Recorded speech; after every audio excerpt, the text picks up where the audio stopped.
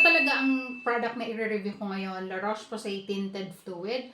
Bali, eto na yung pangalawang beses na gagawin ko siya ng video. Yung unang video kasi na ginawa ko, nung i-unpack ko pa lang siya, hindi masyadong successful. Kaya kailangan kong ulitin ulit.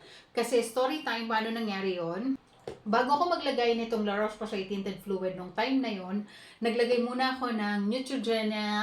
Tapos after ko maglagay nito, pinatuyo ko muna. Tapos ilang oras after, bago ako naglagay nitong tinted fluid na to. So nung nilagay ko na siya, nagulat ako nung in the middle of the application, ay nako, parang merong libag na namuo. Ganon yung naging itsura niya. Kaya kailangan kong ulitin tong video na to. Pero bago yan, alam ko na hindi ito ang dahilan bakit nangyari yon.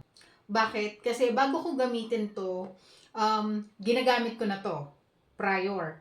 Tapos, napansin ko nga na kapag ginagamit ko to, napansin ko sa mukha ko na yung pag ginanon mo siya, para siyang may nagiging libag na kulay puti. So, inano ko lang siya, parang, okay, ganito, ganyan. Tapos, hanggang sa ilang araw pa, tapos yun nga yung napapansin ko. So, napagtanto ko na, sabi ko, baka eto nga talaga yung may something.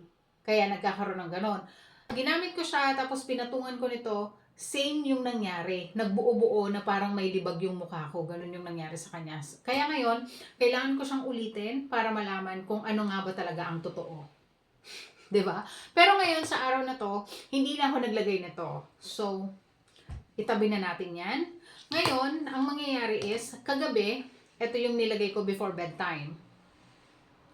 Tapos, ngayong umaga, hindi ako nagsabon sa mukha, naghilamos lang ako ng tubig. Okay? So, ngayon, tuyo na siya, ilalagay ko na to at titignan ko kung mamumuo pa rin siya katulad nung unang nangyari. Alright? So, let's see!